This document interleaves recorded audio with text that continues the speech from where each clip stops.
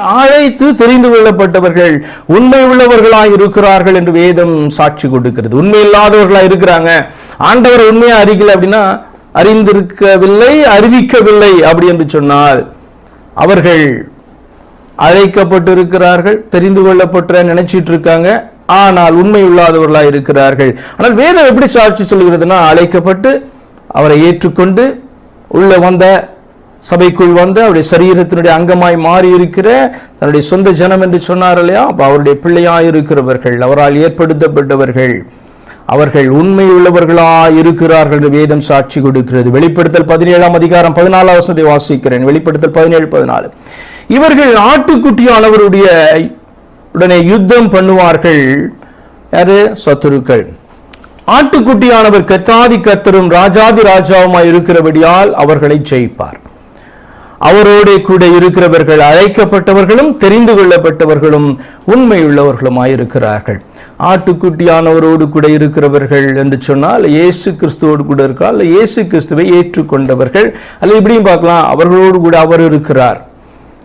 ஆண்டவராகிய கர்த்தர் அவர்களோடு கூட இருக்கிறார் என்று சொல்லி அர்த்தம். எதற்காக ஆட்டுக்குட்டின்னு சொல்லப்பட்டிருக்கு?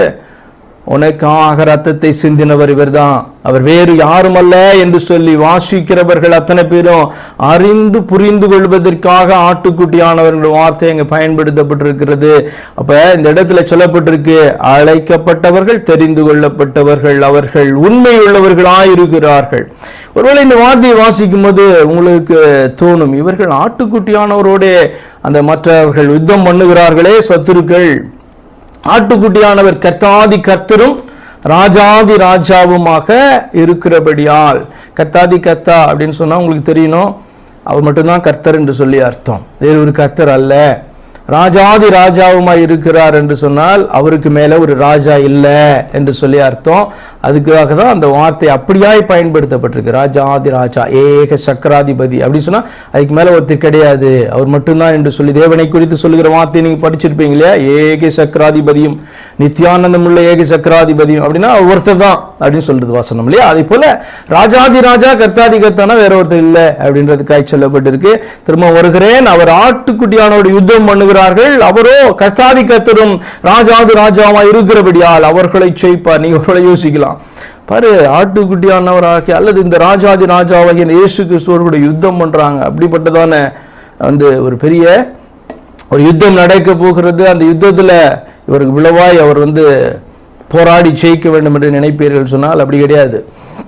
உங்களுக்கு ஒரு வார்த்தையை நான் காண்பிக்க விரும்புகிறேன். இது யாரை குறித்து பேசுகிறது அல்ல இந்த வார்த்தையினுடைய கருத்து என்ன என்று சொல்லி நான் காண்பிக்க விரும்புகிறேன். 1 தெசலோனிக்கர் 2:8 2 தெசலோனிக்கர் 2:8 எப்படியா பவுல் ஒரு காரியத்தை எழுதுறான், நீக்கப்படும் பொழுது அந்த அக்கிரமக்காரன் வெளிப்படுவான், அவனை கர்த்தர் தம்முடைய வாயின் சுவாசத்தினாலே அழித்து தம்முடைய வருகையின் பிரசன்னத்தினாலே நாசம் பண்ணுவார். நமக்கு புரியுற மாதிரி பாஷையில ரொம்ப அழகாய் சொல்லப்பட்டிருக்கு. என்ன அப்படின்னா, அவனை கர்த்தர் தம்முடைய வாயின் சுவாசத்தினாலே அழித்து தம்முடைய வருகையின் பிரசன்னத்தினாலே நாசம் பண்ணுவார் அப்படின்னு சொன்னா நமக்கு புரியுற மாதிரி, ஃபூன் ஊதிடுவேன்டா உன்னை அப்படின்னு நம்ம சொல்லுவோம்ல, நீ எல்லாம் எனக்கு ஒரு ஆளா, ஃபூன் ஊதிடுவேன் அப்படின்னு சொல்லுவேன். அந்த பாஷையிலே தான் இங்கே சொல்லப்பட்டிருக்கு, அவர் தம்முடைய வாயின் சுவாசத்தினாலே அழித்து தன்னுடைய வருகையின் பிரசன்னத்தினால் அப்படி வந்து நின்னாரா அழிஞ்சிருவான்னு அர்த்தம்.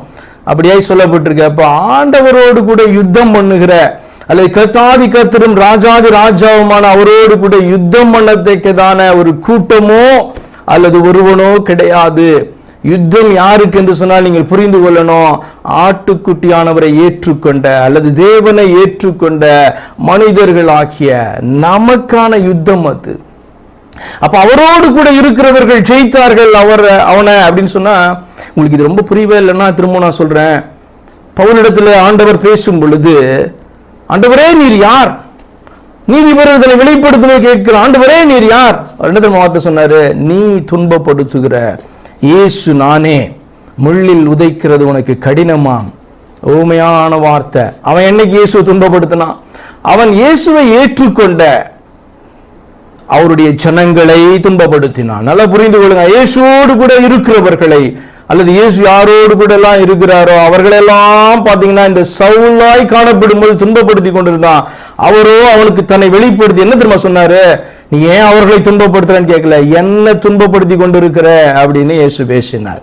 முள்ளில உதைச்சிட்டு இருக்கிற, விஷயம் தெரியாம நீ வேற எங்கேயோ விளையாண்டுட்டு இருக்க அப்படின்னு ஆண்டவர் சொன்னார். உனக்கு தான்ப்பா அது கஷ்டம் வெளிப்படுத்தினார் இல்லையா? திரும்ப அந்த யுத்தம் என்று சொல்லும் பொழுது தேவனோடு கூட பயங்கர யுத்தம் பண்ற ஒரு சத்துரு இருக்கா, நினைக்கவே நினைக்காதீங்க. ஆண்டவருக்கு ஈக்குவல் யாருமே கிடையாது. சமமா அவர் எதிர்த்து நின்று யுத்தம் பண்றதுக்கு மனிதனே கிடையாது, பிசாசும் கிடையாது, சாத்தானும் கிடையாது, யாருமே கிடையாது.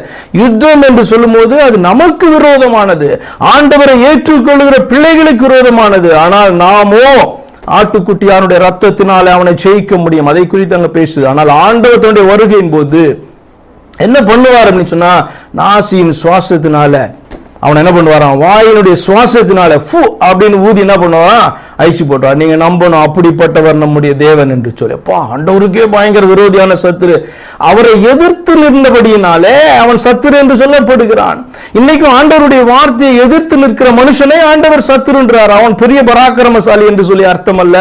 உலகத்தில் இருக்கிறவனிலும் உங்களில் இருக்கிறவர் பெரியவர் என்கிற வார்த்தையை நீங்க புரிந்து கொள்ள. அப்படி என்ன தெரியுமா, உலகத்தில் இருக்கிற சத்துரு இந்த பிரபஞ்சத்தினுடைய தேவன் அநேகருடைய கண்களை குருடாக்கி வைத்திருக்கிறவனை காட்டிலும் உங்களுக்குள் இருக்கிற சாதாரண மனிதனாகிய உங்களுக்குள் இருக்கிறதான அவர் பெரியவர் என்று வேதம் சொல்லுகிறது.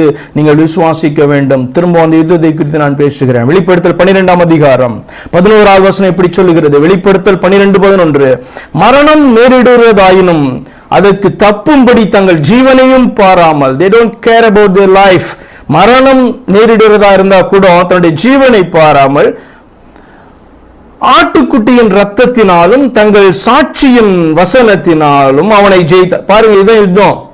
இப்ப நம்ம எல்லாம் யுத்தத்தில் இருக்கிறோமா இல்லையா நீங்க கேட்டீங்கன்னா யுத்தத்தில் இருக்கிறோம்.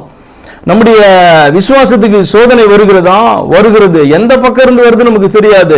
வசனம் சொல்லுகிறது, மரணம் நேரிடுவதாயினும் அதற்கு தப்பும்படி தங்கள் ஜீவனையும் பாராமல் ஆட்டுக்குட்டியின் ரத்தத்தினாலும் தங்கள் சாட்சியின் வசனத்தினாலும் அவனை ஜெயித்தார்கள். மனிதர்கள், தேவ பிள்ளைகள் அவனை ஜெயிக்கிறதை குறித்து பேசுகிறது. அதனால்தான் ஆட்டுக்குட்டி என்ற வார்த்தை அங்க பயன்படுத்தப்பட்டு அவர் கர்த்தாதி கர்த்தரும் ராஜாதி ராஜாவுமா இருக்காங்க.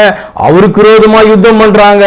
அநேகர் சொல்லப்பட்டிருக்கிறான். யாருக்கு விரோதமா தெரியுமா? தேவ பிள்ளைகளுக்கு விரோதமா யுத்தம். ஆண்டவருக்கு விரோதமான யுத்தம் எல்லாம் பண்ண முடியாது.